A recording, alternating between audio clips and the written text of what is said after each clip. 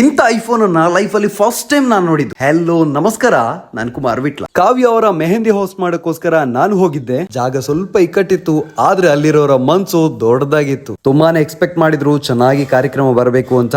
ಅದೇ ರೀತಿಯಲ್ಲಿ ಕಾರ್ಯಕ್ರಮ ಹೋಯ್ತು. ಜಾಗ ಸ್ವಲ್ಪ ಇಕ್ಕಟ್ಟಿದ್ರಿಂದ ಕ್ರೌಡ್ ಅನ್ನ ಹೇಗೆ ಮ್ಯಾನೇಜ್ ಮಾಡುದು ಅಂತ ನನಗೂ ಸ್ವಲ್ಪ ಟೆನ್ಷನ್ ಆಗಿತ್ತು. ಆದ್ರೆ ಮನೆಯವರ ಎನರ್ಜಿ, ಬ್ರೈಡ್ ನ ಸಿಸ್ಟರ್ ನ ಡಾನ್ಸ್ ಪರ್ಫಾರ್ಮೆನ್ಸ್ ಎಲ್ಲ ಹೋಗ್ತಿರ್ಬೇಕಾದ್ರೆ ಇದ್ದಿದ್ದಂತ ಎಲ್ಲಾ ಜನರು ಕೂಡ ತುಂಬಾನೇ ಎಂಜಾಯ್ ಮಾಡಿದ್ರು. ಗೇಮ್ ಗಳನ್ನು ಕೂಡ ತುಂಬಾನೇ ಖುಷಿಯಿಂದ ಆಟ ಆಡಿದ್ರು. ಅವರ ಇನ್ವಾಲ್ವ್ಮೆಂಟ್ ಅಂತೂ ಇಡೀ ಈವೆಂಟ್ ಅನ್ನ ಒಂದು ನೆಕ್ಸ್ಟ್ ಲೆವೆಲ್ಗೆ ಕೊಂಡೊಯ್ತು.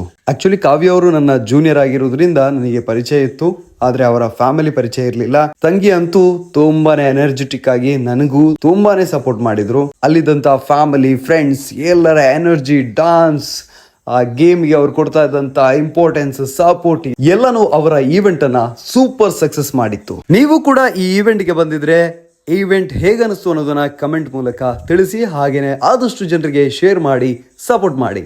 Thank you.